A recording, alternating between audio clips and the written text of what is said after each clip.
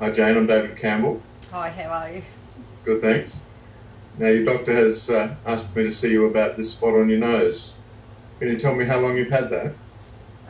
Probably a couple of months ago I noticed there was something there that was a little bit scaly and it wasn't healing. Okay. And I gather you've had a biopsy taken from that? Yes. The report that I've got shows that that is a basal cell carcinoma, which is a low-grade skin cancer, and that's one that I would recommend be treated surgically. Do you mind if I have a closer look at the area just to see exactly where it is and the approximate size of it, please? Yeah, no, that's fine. So I'm just going to lift the camera up there.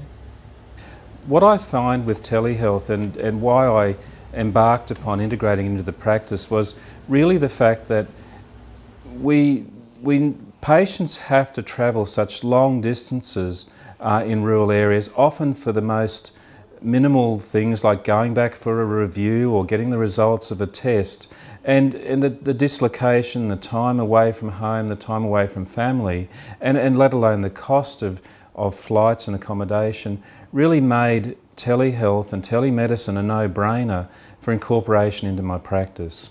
So when the government came along and said, well, we're actually going to let specialists bill through Medicare for telehealth consultations, we were really keen to get on board because we could see the advantages for our practice and our community. There's been many benefits that I've seen. Obviously the practical ones around delivering care locally to home and the fact that people can receive specialist advice in their own environment is really important. Having their GP or their practice nurse sitting there with them and everybody getting this shared understanding of the management plan, of the diagnosis of the condition, of what we need to do next, all at that point, rather than waiting for letters and things to come. It means that the patient is much more involved in the care and their own doctors and nurses are much more involved in care, and it seems to be very well taken up by people. In fact, people would prefer a telehealth consultation often if it was available than have to travel now. Yeah, patients are generally very impressed that they can see the specialist and not have to leave town.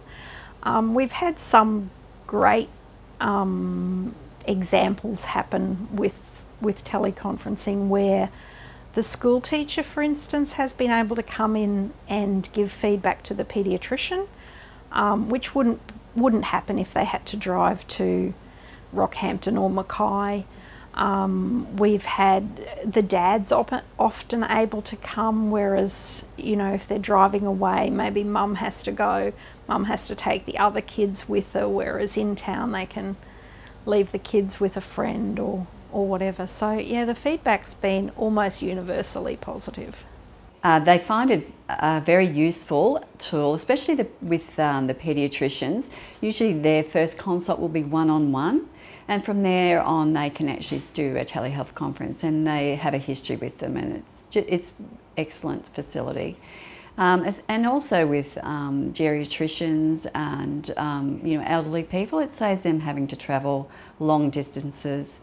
So we've had wonderful feedback, and it's a very good thing to enrol in. Just as recently as yesterday, sitting with a patient and their family, and they'd driven, I think, of nearly 200 kilometres to attend our practice, to sit down with me and with a specialist to work through some very painful problems for one of the members of the family. And what I could see there was the whole family had come into the room. Now you would never see that in a specialist consultation, that the whole family would travel to come and see the specialist. So some of the younger members of the family were able to ask some questions and receive answers from the specialist. The specialist was able to utilise me as the GP to do some of the testing for the patient. And this is one of the real fears the specialists have, is that there's no skilled people in the bush who'll be able to do that. I listen to the chest or take a blood pressure or whatever. What I was able to do is I could be the hands of the specialist in that process. So what I was able to do was be able to provide access for a country family who is going through some really painful experiences to their specialist where they would have had to travel probably 1,000 kilometres there and back. They still had to travel 200 kilometres, but that's certainly a big difference. But the whole family was able to be there, and I think that's one of the key things with telehealth. It just turns everything on its head as far as the specialist consultation, the travel, the time away from home, and also involving the extended family. That's fine. So it's a fairly small spot, but right on the top of your nose there. Okay, that's fine, thank you. And do you have any other spots anywhere else that you're aware of at the moment? No, I've had a solar scan recently and I don't have any other spots. Okay, that's great. And do you have any other problems with your general health that I should know about? Any asthma, epilepsy, diabetes, blood pressure, anything like that? No, nothing like that. What I've experienced is a readiness and a willingness on behalf of specialists to get on board and get involved. There are our telehealth champions, our specialists who are passionate about telehealth, who are really leading the way for the cohort of specialists to take telehealth on board. There's still a lot of, I wouldn't say mistrust, but I'd say misunderstanding about the appropriateness of telehealth, the medico-legal issues around telehealth, the ability of telehealth to, I guess, provide the same sort of fidelity as a face-to-face consultation. Our telehealth champions are working through that, leading the body of a very conservative group of people, those doctors are, through the process of enabling it. We've always tried to be as flexible as possible and fit in with the specialists, because what we have found is that the specialists are the ones who you need to get on board for it to work. So basically we try to fit in with the specialists' appointment times and availability wherever possible. And as a practice, sometimes that means juggling patients around to fit in with that. But we're happy to do that because it gets our patients seen faster usually, and gets them seen at home. As far as a critical mass of clinicians is concerned, I think that there is that mass of clinicians out there. We just need to understand, again, how to encourage and promote and support specialist clinicians in uptaking the information technology to allow them to do the telehealth consultations.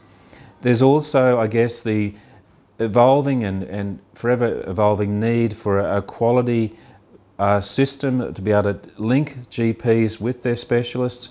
ACRRRM has done a tremendous amount of work on provider portals, on linking specialists together, and we can only expand on that work.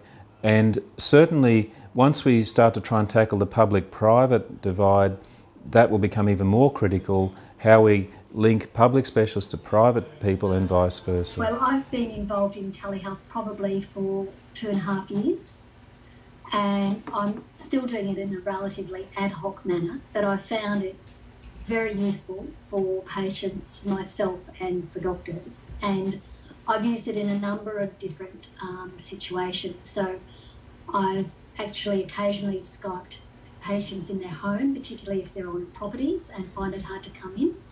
I've Skyped them in the general practice setting, often with a practice nurse, but occasionally also with the general practitioner present. I've also Skyped with myself and a patient present in Rockhampton and a subspecialist in Brisbane. And we've also managed teleconferencing, this time not through Skype but through Jabber, with a patient in Emerald, myself in Rockhampton, and specialist in Brisbane. We did look at the option of having the telehealth in each doctor's consultation room, which is easy enough to do. The problem with that was that if they were running late, you couldn't start the specialist consultation until they were ready. So we find by having a separate room, and we've actually got 2 separate rooms that can be used, you can put the patient in there with one of the practice nurses. Once the appropriate time is for the consultation to go, you can start the consultation and the doctor can then come in when he's ready. Well, we have a special room for our telehealth conferences, but we can do them in a number of rooms. We usually use Skype or Jabber, depending on what the specialists dial in as. And my role is to make sure that the room has enough chairs, because some families come in with a number of people, and that the doctor is aware that the patient is waiting and the specialist is waiting. So yeah, my role is just to make sure everyone's comfortable and they can see and they can hear. It's one of the most important things. When we first started, we just had one internet connection coming into our surgery, and we do have a remote branch surgery that accesses the records over the internet as well. So we found that if we had telehealth going, the other surgery complained vociferously because their connection went really slow. So very early on we decided we needed a dedicated internet connection, so we put in a second internet connection. They're both ADSL 2 connections now, and that meant we had a dedicated line for telehealth. We did then find that we were actually getting a lot of telehealth happening and also some education sessions happening for the registrars, and one really wasn't enough. If that connection was down, then telehealth ground to a halt, and that was terrible. So we actually now have a 4G modem as well, so we actually have 3 internet connections coming into the building, so we can have 2 telehealths going at the same time. My role is to book the patients in with the nurse, or if the doctors are available, with the doctors. We do prefer to have the doctors sit in who referred the patient, so they know a little bit more about the patient and can discuss it with the specialist on the telehealth conference or at the telehealth conference. So my role is to facilitate that when they come in, that they're actually not just sitting in the waiting room waiting, and we have the specialists, because they're quite busy, to make sure that they are seen on time. Now, in that location, I would recommend just a simple cut and stitch is likely to be feasible. Removing an elliptical shaped patch of skin and stitching it together as a straight line scar, probably vertically running down just to the right of the middle on that side there. Okay. Now that is something that I can do under local anaesthetic on my next visit to Emerald, if you're comfortable to be awake and aware during the surgery. Would that be okay? Yep, I think that would be great, rather than a trip to Brisbane. It seems. So we use telehealth through Emerald Medical Group. I've been involved in a few consultations initially with Dr. McPhee to kind of get my feet and work out how it all works. Dr. McPhee is very proactive in organising telehealth. With all of our referral letters, we have a little sort of message down the bottom that says our practice is involved in telehealth, and if the specialist is willing to do that, then we're more than happy to facilitate that. I think it's very important in a rural area, particularly with lower socioeconomic groups, because it gains them access to specialists without having to leave their town. Of course, there are some minor limitations in terms of the doctor not being able to see them face to face, but there are ways around that. For instance, with the travel subsidy scheme that you can get through Queensland Health, you can potentially get them for their initial visit with a specialist and then do follow-up appointments through the specialist. Obviously with a very apt doctor sitting nearby, you can still get some idea of the examination for the specialist that's speaking to you. But from the sessions that I've been involved with, the patients have been very thankful that they haven't had to travel, and I don't think it's affected their medical care one bit. So my experiences previously in telehealth would be from my obstetrician in McPhee, and the way we used telehealth there was maybe with the endocrinologist for women who've been diagnosed with gestational diabetes that was becoming uncontrolled. Certainly I know in my more junior years that we'd used it for children who needed telehealthing with if that a word, I made that a verb, with the bigger hospitals for their, metabolic conditions and things that were a little bit more obscure that needed specialist care. So that was my experience with telehealth.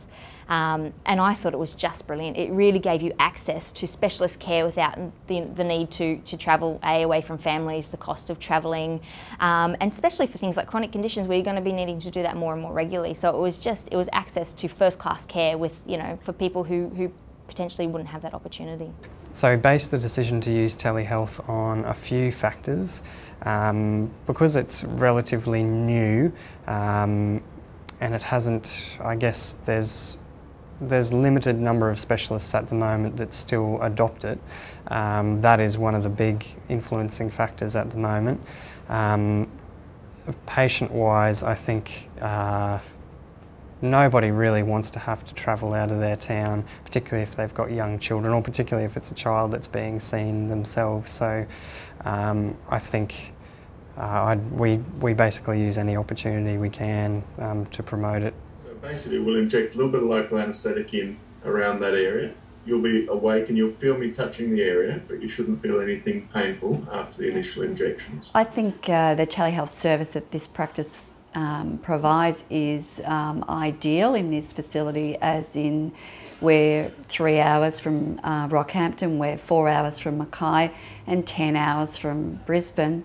So it is a service that I think, especially in more rural areas, is very, very important for the patients in their care and long-term care.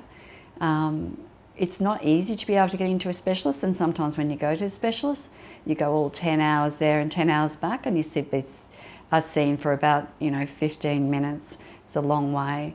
So I think it's ideal, and it works really well in our practice. What motivates us most is the fact that the patients deserve the best care that we can provide them, and if we can get that for them without them having to leave town, then that's worth it.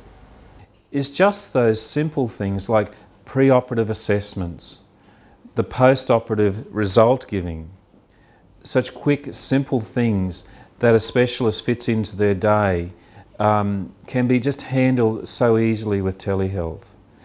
And what the benefit for me is that I can be there when the patient gets those results.